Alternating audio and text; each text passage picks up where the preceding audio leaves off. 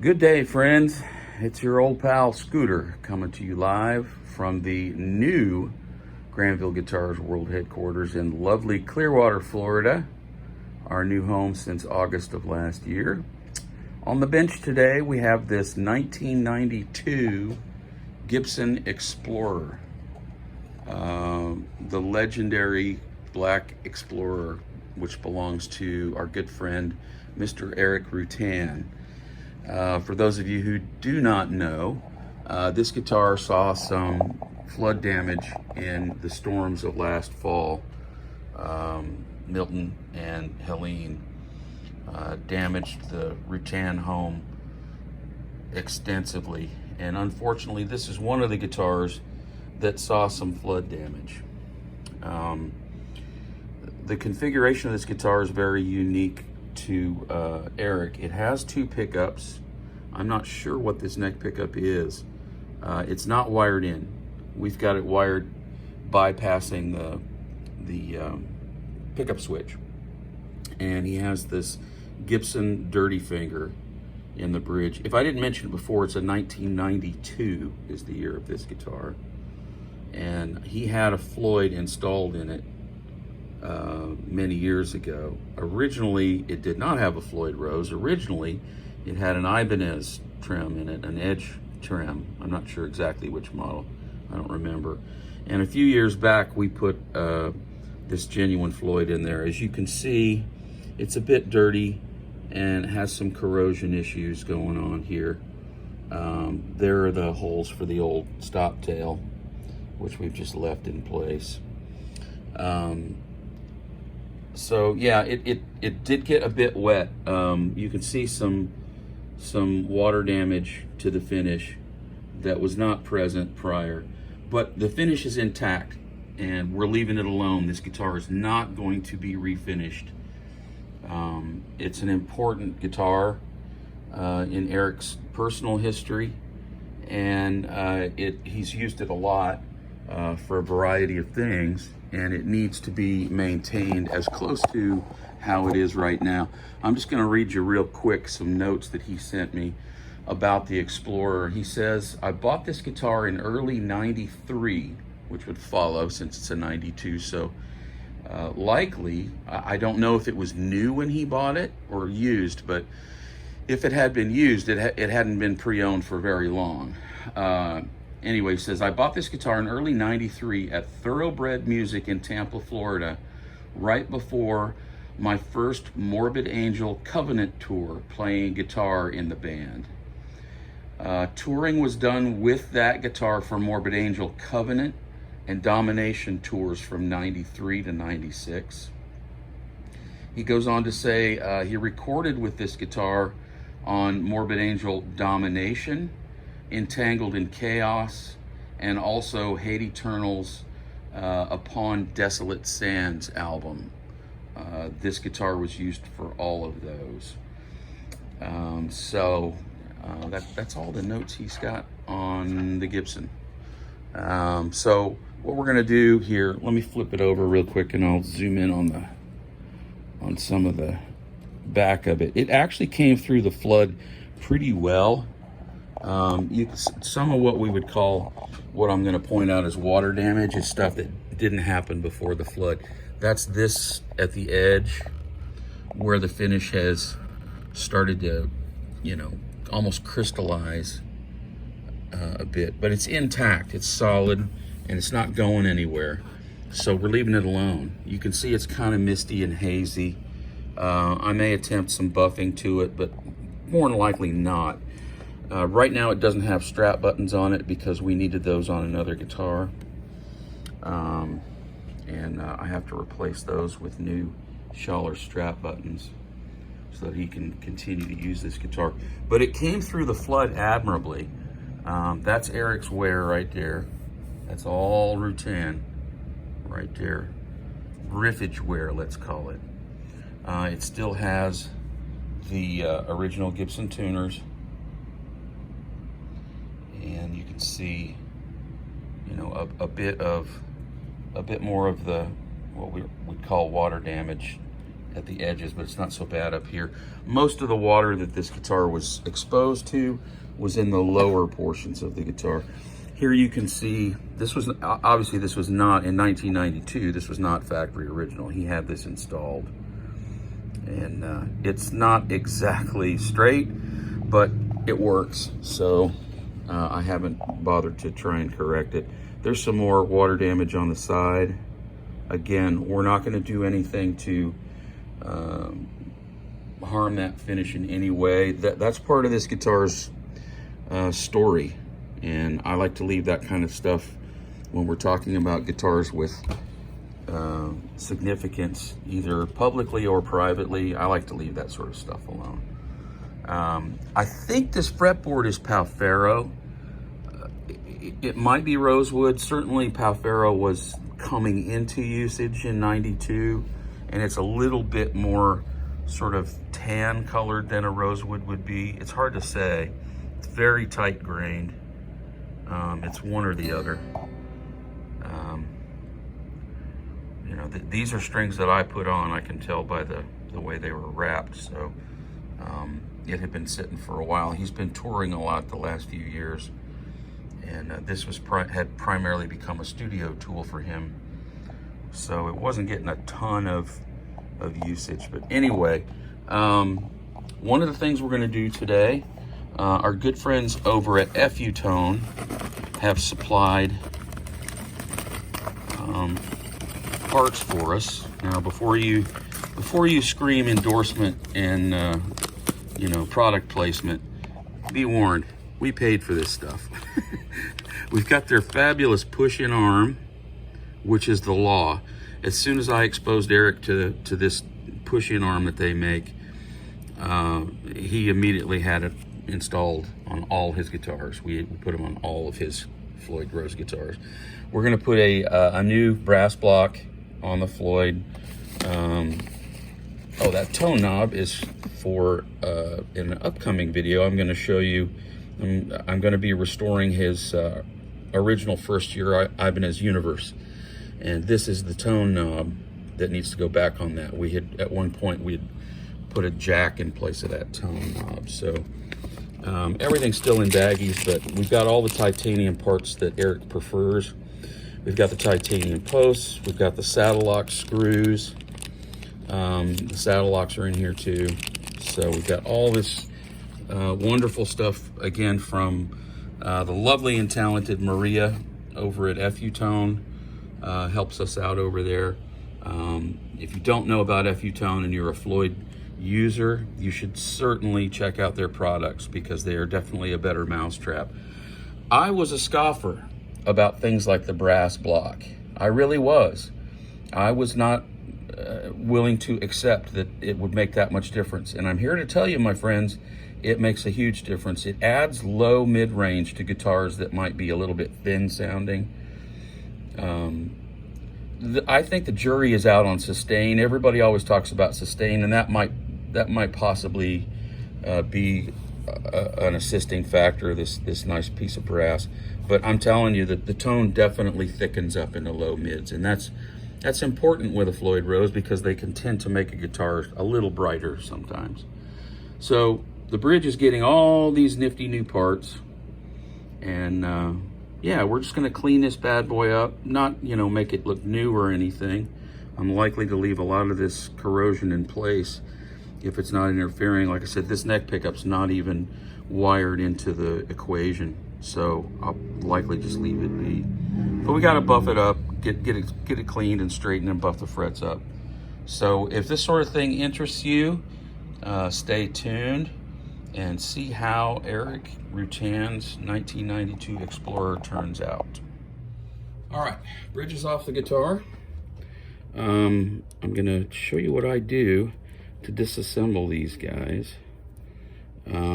It's, you know, this one's, ordinarily I would mark where these saddles are for intonation purposes, but it's gonna have to be redone because it's got to all come apart and get cleaned. So 2.5 millimeter screw, this one comes out. These are going to be replaced with new titanium ones. I'll keep those separate. Now the saddle is free.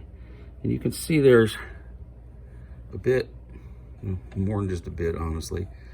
They're quite rusty on the side. I'm going to have to do a fair amount of cleanup on these. At this point, you just unscrew this saddle block screw here. And these are getting replaced as well. You know, a lot of this rust is from the flood damage. The only thing that's going to be kept are these saddles. So I need to arrange these saddles in such a fashion as to be able to reinstall them in the correct order to maintain the radius. Now,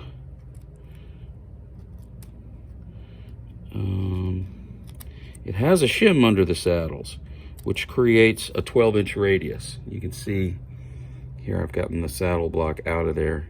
These saddle blocks are in pretty good shape, but they're the steel ones that came with. We're going to replace those with the titanium ones that Erik prefers. So I'm going to lay these saddles out over here in order as they come off. Anyway, as I was just saying, there's a shim underneath these saddles that you're going to see here in just a second.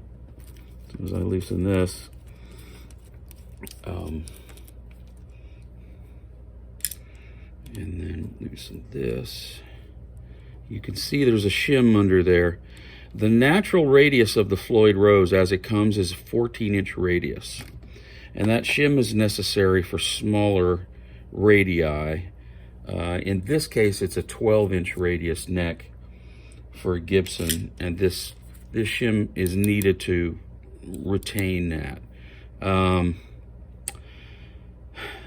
Because of the way Erik plays, I may leave it out, but probably not, because he's used to it being in there. He's used to this radius, and I don't want to hand him back this guitar and have it be too different from what.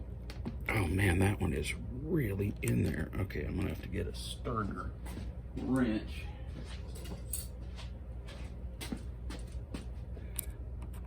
The water did its work. All right.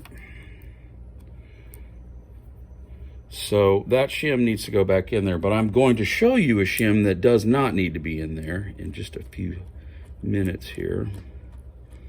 If you can bear with me.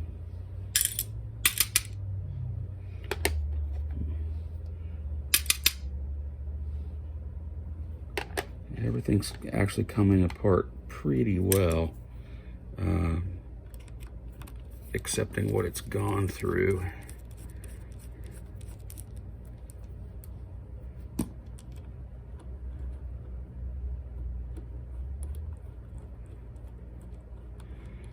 Yeah, here we go.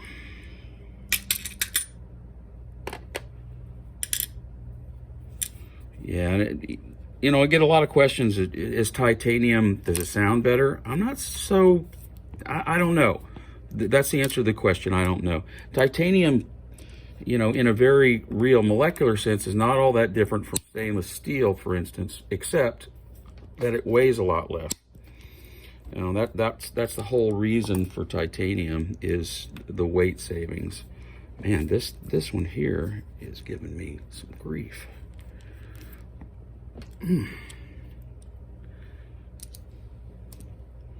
Yeah, we might have to go to an even stronger wrench for that one.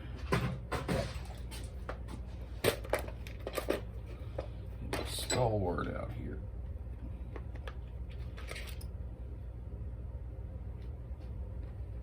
Okay.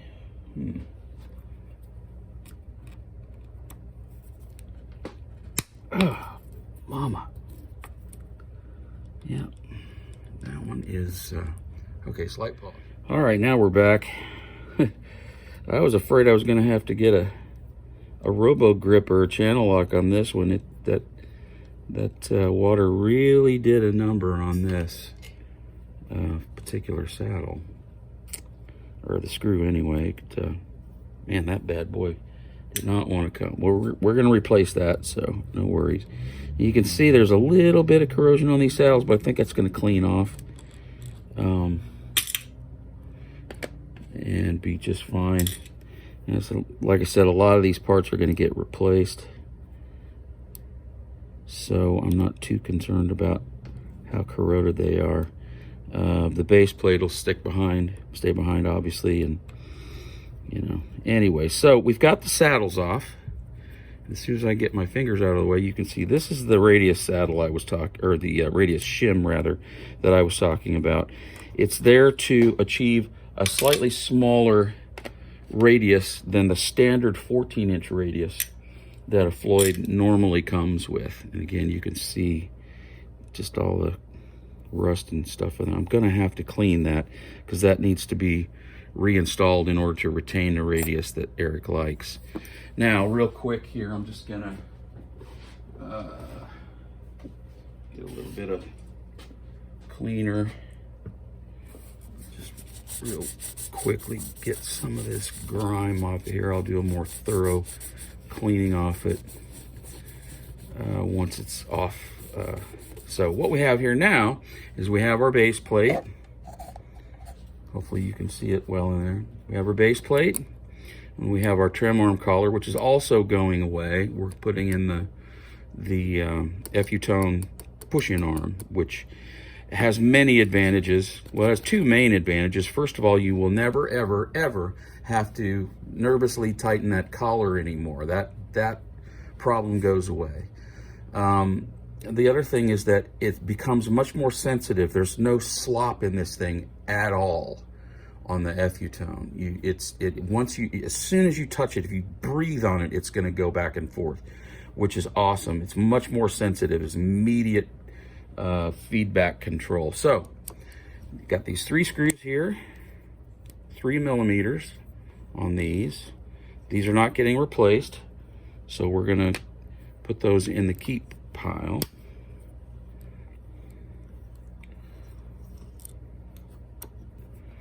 Okay, and those 3 come off there. Now the base plate is free and can be lifted off. We're going to see underneath here the shim that we're going to get rid of as soon as next thing off is the base plate. This plate is for it's the spring plate for the fine-tuning screws. This is how your saddles have the saddle lock screw sort of bounces up and down a bit. This applies the necessary tension to each of those screws so that the tuning screw has something to bear against. This is very important. It needs to be in good shape and clean, etc. This thing here, this shim, useless. I've never had it sufficiently explained to me by anybody why this shim is there. It doesn't need to be there, near as I can tell. So we're gonna see how far we can throw that thing. All right, here's the old block. And you can see on the back side, the side that was facing the fine tuners, there's your genuine Floyd Rose logo. That's the same side that you want the blank on your new one. You want your screw holes, or not screw holes, I'm sorry, spring holes. Those need to face the headstock of the guitar. Okay, visualize that. The springs need to be there. If you install this backwards, and you can, you will find that it won't work because the springs will not reach across there. They have to be installed like so. They will not install this direction, particularly on this big brass block. On this guy, you might, no, you can't. It won't work. Yeah, that won't work. So this little tiny block is going away. This is the block we're going to use, all right? And once again, so shorthand, really, the FU-tone logo, the www.fu-tone, that should face towards the headstock, okay? That's the same side as your spring holes. That needs to face towards the headstock, like this, all right? So I'm gonna do some cleaning and reassembly, and we'll come back to that, but don't forget this spring plate has to go back on before you reassemble. I need to do a thorough cleaning on this and the base plate before we put that together, but that's how it disassembles, and I'm gonna clean some stuff and we'll reassemble. All right, I've got all the cleaning done that I need to do to the bridge and components here. I want to show you, all of you viewing, how we change out this collar for the arm holder. This is your old school Floyd Rose arm holder with that screw-on collar that always works its way loose at exactly the wrong moments. It's terrible, and we're getting rid of it. So 3mm wrench, this screw comes off, and you can see all the rust and corrosion. I'm not worried about that because that part is going bye-bye. And then this has to push out slightly. You can see in there how it just kind of press fits. Okay, I'm going to clean around this hole just a little bit. Some of you are going to ask, I know, what I like to clean hardware. And everything other than degreasing, this is what I like to use. Windex ammonia free. It works great. It doesn't harm finishes. Smells good. Don't use the ammonia stuff because it doesn't work as well, I don't think. It just cleans everything really nicely, and it'll do a minor bit of degreasing. Really, you have to use a petroleum derivative of some kind, whether it's isopropyl alcohol or, well, that's not a petroleum derivative, but naphtha, you know, some sort of mineral spirits of some sort. Now, something that bears mentioning here before I continue about the Floyd Rose, and this video is kind of turning into a bit of an instructional thing. I apologize for that. You can see right here where the post meets, that's called the knife edge. It's got two of them, one for each of the posts, and over here as well. Those need to be clean and as sharp as they can be. These two here have a little bit of paint worn off of them, but they're nice and sharp, so I don't need to do anything to them. But that's where most age-related and use-related Floyd Rose problems start, is these knife edges becoming blunt. They all eventually wear out. It's one of the Achilles heels, really, of the Floyd Rose design, is that knife edge. But it is hardened steel, so they typically last a fair amount of time. Hang on here. Get inside these holes a little bit. Clean those up. All right, so once again, we've got our block here. All right. The lettering is facing towards the headstock of the guitar, which means away from the bridge like this. All right. We do not have that under shim. We've left that be. But what are we forgetting, friends? What I told you not to forget, this guy. If you forget to put that on, the whole thing, the fine tuners will not work. Okay, so you got to make sure you put that on. It's all been nicely cleaned up. You want to set these in place, and then we're going to grab one of our screws. I usually start with the middle, but I don't put it in all the way. Just kind of get it started. And then do the others as well. Now I'm putting this on first because I want to show you that it's possible to install this FU tone part with the bridge in the guitar. You do not have to remove it from the guitar. Here is the new FU tone collar part. Okay, and we're going to install that here in just a moment. First, I'm going to tighten this down. That's one of the beauties of the FU tone. As long as you can access the bottom of your bridge. Now, some Floyd Rose equipped guitars have different sized cavities, and thus will not allow you to access it, and you do have to take the bridge out in those cases. But the majority of Floyd Rose cavities are routed in such a way to such a size that you can actually access them. And all right, there we go. Okay, you want these snug down tight. You want a Gorilla Grip tighten these bad boys. You want them nice and snug. All right, now The new arm collar sits in here like this, and it fits pretty damn snug. You want this screw, this little worm screw, I like it facing straight back. That gives you the best access. Some guys like to point it over to the corner at an angle, and that's fine too. I just think it looks better to face it straight back. That's going to be your adjustment for the tightness of the screw.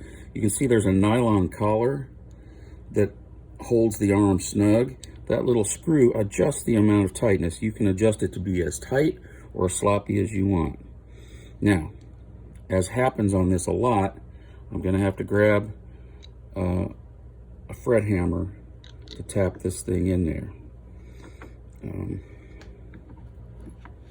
Because it is a press fit device.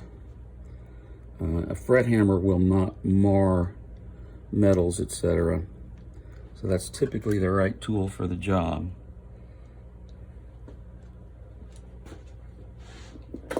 We're still going to place a wood block over the top of it. And we're just going to tap this sucker in.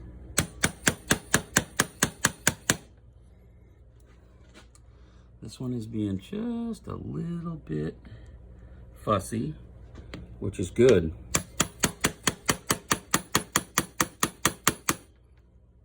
You want it to be fussy. You want it to kind of give you a little bit of a, hang on here. Okay, now we got it in there. That was a little more stubborn than they sometimes are. I had to actually use 2 fret hammers, one on the piece and a second fret hammer hammering that hammer, which gives you more accuracy. But you can see that it just sits right on there. You want it to sit flush, okay? It comes with a washer, and it comes with a nut that's the same size. If you have a 1/4 inch socket that you use for doing jacks and pots and stuff, it's the same size. You just torque that sucker on there, and that is not going anywhere anytime soon, okay? And again, here's the arm, the Rutan arm. Very elegant, no threads to wear out. It just sticks in there. Now right now, it's pretty loose, but it comes with its own little Allen screw, this worm screw right there, and it comes with the wrench for it. You can make that as snug or as loose as you want it to be. Erik and I are pretty similar on this. We like it to be able to be shoved out of the way, but not be so tight that it can't be moved. So that's how you install the Rutan push-in arm. And again, just pushes right out, sticks in, and it's there, and it's very sensitive, and it's much more fun to play. It's less distracting. Erik was one of those guys over the years that, you know, the Floyd Rose is part of his approach. It's part of his voice. It's an integral part of his style. And he really developed a nervous tick over the years of having to reach down and tighten that arm at any given opportunity, because they would always work their way loose. All right, so that's the bridge up to this point. We got it clean. We've got the new brass block installed, and the holes are going the right direction. Okay. We've removed the undershim. Now we need to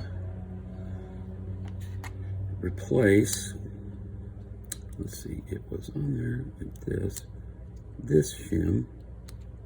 It sits kind of loosely right there. It becomes apparent once the saddles are on there where it has to go. But anyways, so we have new blocks and block screws to install.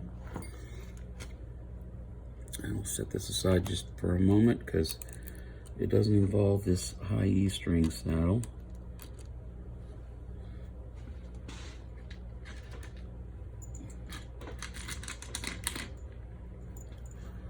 just gonna set these in here. The screws just sneak in under the screw and over the spring. And that's how the saddles get their bounce. If you've ever noticed that about Floyd Rose saddles, they have a springy kind of a bounce to them, and that's how the fine-tuning mechanism is tensioned. All right, so where we're going to start here,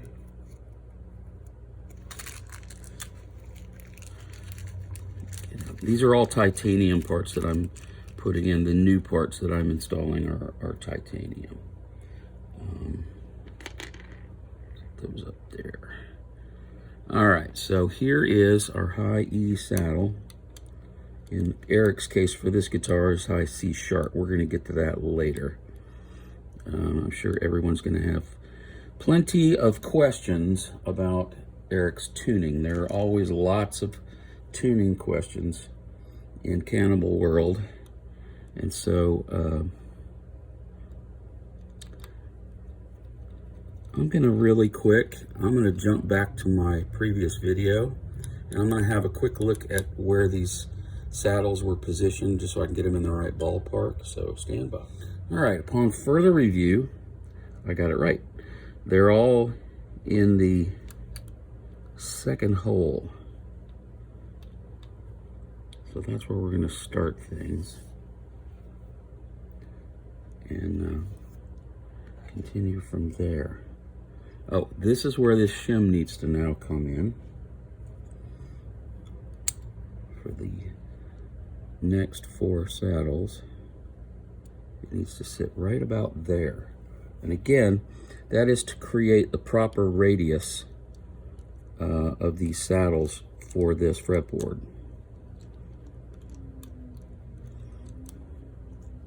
And it's gonna be loose for a while. You want to make sure to not cover up that 3rd row of holes in case they're needed someday. Meaning the 3rd row of holes, meaning this row right here. You don't want to cover those up with this shim because you may need them someday for, you know, different set of if for some reason the tuning is changed or, oops. Okay, I spared you all the cursing because I dropped that little tiny screw on the floor and I had to go diving for it. It's important that we get these saddles back on here the right way, and that is because they are, as I discussed before, they are pre-radiused. And as such, they need to follow their original configuration exactly. There are 3 different heights outside, meaning the highest and lowest string, and then the next ones, and then finally the highest saddles are in the middle, which creates a curvature, or radius rather. Oh, see, I'm screwing up here. Contradicting myself. All of these screws need to go on the 2nd row. This one's been in several positions. Oh, I remember what happened. It loosened up in the flood because it had slid forward. That's right. All right, now move on to the 4th string.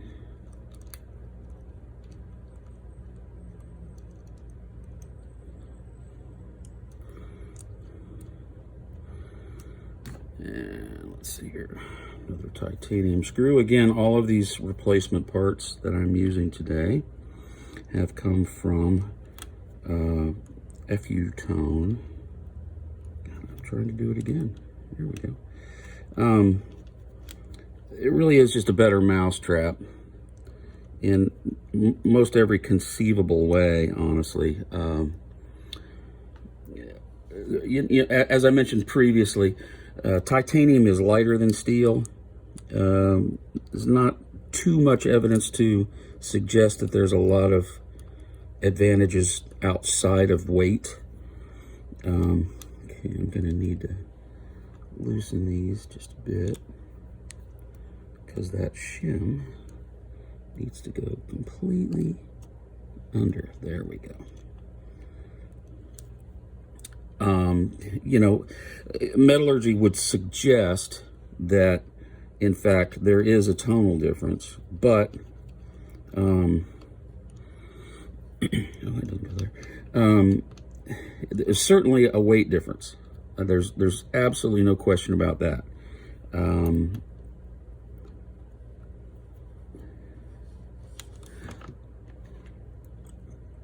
But as for tonal properties, you know, it's really hard to do a direct A-B comparison of different tonal properties. Now, when you get into lower tunings, here's an interesting poser. When you get into low tunings on guitars for, you know, a lot of people that I've worked for, you know, Cannibal Corpse, Morbid Angel, Rivers of Nile, there's a long list. Ether Coven, all of the people that I've worked for that use extreme low tunings, there's a limit to how far you can set this saddle back for proper intonation. And that limit is, by necessity, the fact that the back of the saddle runs into this right here, and it will not adjust anymore. The fine tuner on these saddles needs for this saddle to be able to move up and down. Okay, that's not optional. It needs that in order to be able to tune that, you know, once the guitar's tuned up and locked down. So that's not optional. That has to happen. So you're always working against that. Certain guitars, like a Gibson guitar, which is 24 3/4 inch or 24.75, if you're using that system.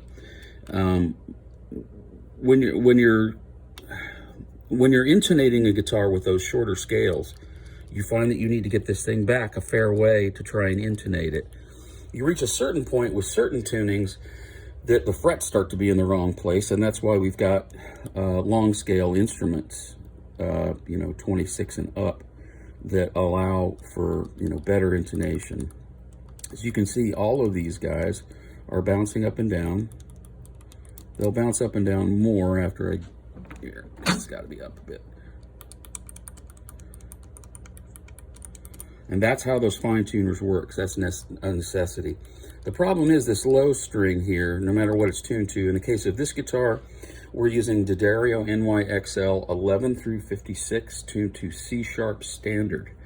So that brings you into a realm of, you know, gee, will these saddles, you know, work any longer? Well, can I set them to intonate properly? Intonation is tuning the 12th fret note so that it is perfectly in tune with the open string, and that allows everything. I mean, it's not perfect. Guitars are not perfect. It allows you to play in tune up and down the neck. All right, so that's kind of, without the saddle blocks in there, which will go in there here in a minute, that's pretty much the reassembled bridge ready to go. Again, FU tone push-in arm assembly right here. FU tone saddle screws, these guys right here, those are titanium. FU tone saddle block screws, and then also FU tone titanium saddle blocks. So that, and then of course the brass block underneath. All right, so this is a fully upgraded FU tone bridge with all the bits that Erik generally uses in all his guitars. If you go and see Cannibal live, chances are real good that whatever Floyd Rose is on the guitar he's playing at any given moment has all of these upgrades, or kind of have become his preference. So, all right, let's get it back into the guitar, and I got some more cleaning up to do on the guitar itself, and I'll show you how that. Okay, I've worked through the problems on this bridge and got it mounted back on here. I did do a slight, very gentle cleaning to the surface of the finish. Nothing major, just to get the upper level of crust off of it. You know, it's still got all of its proper patina, etc. I put some hole plugs in the old Tune-O-Matic place just to kind of, you know, tidy it up slightly. There's the bridge with all the old parts in place. I didn't clean them up too much. We didn't want to make it brand new and spanky shiny, but we do have new parts. Those saddle mount screws, those are new titanium. And of course here we have the brand new FU tone push-in arm, which I'm very fond of if you didn't already know. Buffed up the frets a little bit and oiled the fretboard, so it's looking much closer to a rosewood board. I still think it's Ferro, but yeah, who knows? Doesn't really matter. There's all of that stuff. So we're ready to string this bad boy up.